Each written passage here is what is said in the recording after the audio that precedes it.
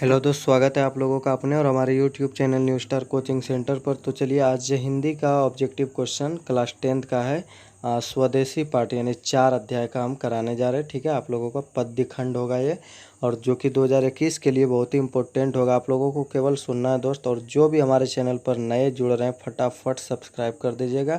और math, science, social science या फिर हिंदी व्याकरण, इंग्लिश स्पोकन, जो भी आपको सीखना है इस चैनल पर मिलेगा आपको फ्री ऑफ कॉस्ट। आप लोग जाके देख सकते हैं और सीख सकते हैं। तो फर्स्ट क्वेश्चन है, प्रेमगन किस युग के साहित्यकार थे? तो इसका राइट आंसर होगा भारतेंदु युग। अगला, जीर्ण जनपद किसकी कृति है? तो इसका राइट आंसर होगा प्रेमगन का। ठीक है, अगला क्वेश्चन हम लोग देखेंगे, स्वदेशी शीर्षक पाठ्य पुस्तक में संकलित कविता किस छंद से है? तो यह होगा दोहा। ठीक है, किसमें? दोहा में। उसके बाद देखेंगे हम लोग, विदेशी से कवि का क्या तात्पर्य? विदेशी जो कवि इसमें शब्द का प्रयोग किया, उसका तात्पर्य किससे है? तो इसका तात्पर्य मेन रूप से ब्रिटेन से है। ठीक है, ब्रिटेन को ही नज़र में रख के ये स्वदेशी पाठ को लिखा गया है। और अगला क्वेश्चन है, स्वदेशी शीर्षक पाठ में दोहों का संकलन किस पुस्तक से लिया गया है? तो इसका राइट आंसर आप लोगों को कुछ ही क्षण में प्राप्त होगा। ठीक है, तो और यदि आपको मालूम हो तो कमेंट में कीजिएगा रोक के तब तक। और इसका राइट आंसर हम बता देते हैं आप लोग को। इसका राइट आंसर होगा प्रेम घन सर्वस्व। ठीक है, अगला है, प्रेम घन ने किस समाज की रचना की? जी, प्रेम घन ने किस समाज की रचना की? तो इसका राइट आंसर हो जाएगा रसिक समाज की। कौन सा समाज का? रसिक समाज का।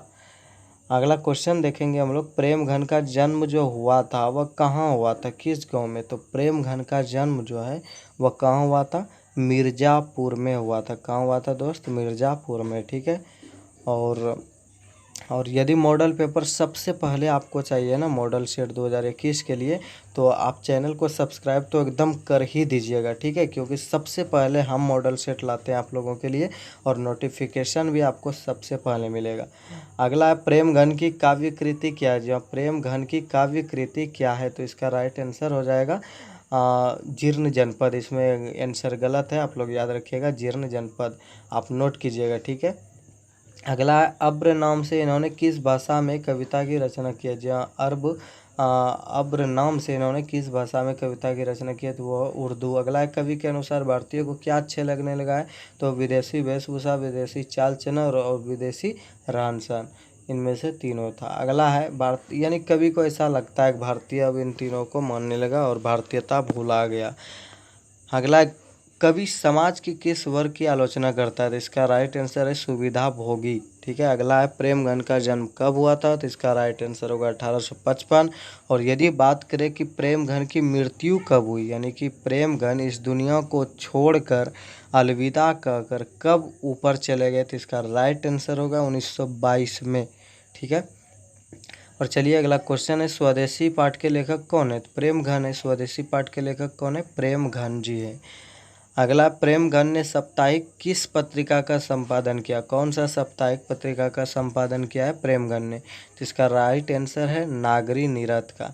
अगला, प्रेमघन की प्रसिद्ध नाटक कृति कौन सी है? तो इसका राइट आंसर होगा प्रयोग रामागमन। ये नाटक कृति है। ठीक है, ऐसे सभी है, लेकिन नाटक की बात करें तो वो प्रयोग रामागमन।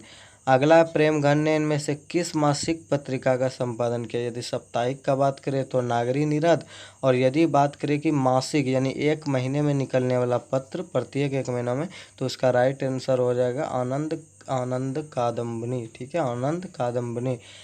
अगला क्वेश्चन है, प्रेमघन ने मुख्य रूप से किस भाषा में काव्य रचना की है? जहाँ प्रेमघन ने मुख्य रूप से किस भाषा में काव्य रचना की है? तो इसका राइट आंसर होगा ब्रज भाषा में। कौन सा भाषा में? ब्रज भाषा में। अगला, पराधीन भारत में चारों वर्णों में चाह थी क्या? यानी पराधीन भारत में चारों वर्णों में क्या यानी कि चाह थी? तो वो है दास वृत्ति की। ठीक है, यानी दास बना के रखने की योजना थी।